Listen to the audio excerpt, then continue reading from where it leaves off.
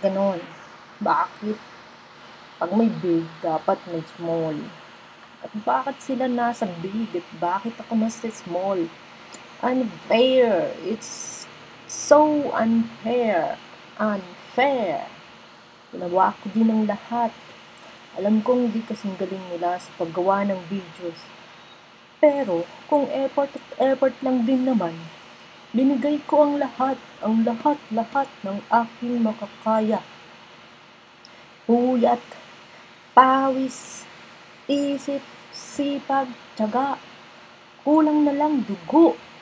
Dapat ba pati dugo ko ibigay ko? Naisip ko lang na isama ko na pala pati dugo.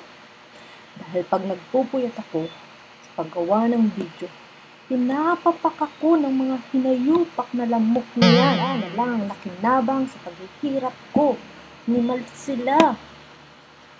Sa hirap ng buhay ngayon, nawalan ako ng work, hindi ako matanggap sa work from home online job.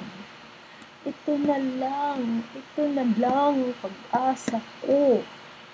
Ito ang nagsisilbing liwanag ko sa gabi, lalo na pag naputulan kami ng kuryente.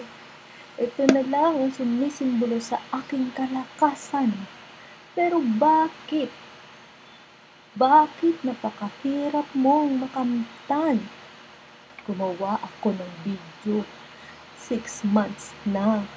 10 views pa lang. Kung hindi ko pa panoorin ng 10 beses. Isang taon na ako sa YouTube. Isang taon.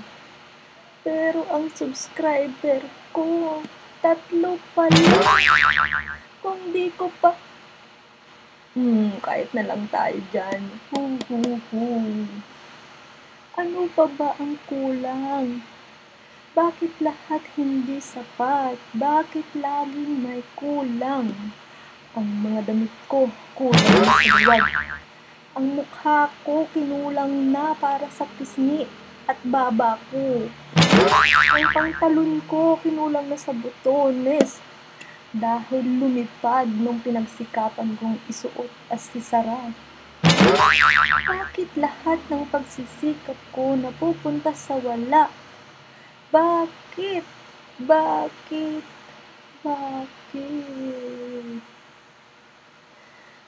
YouTube is limited. Brought to you by Pamet.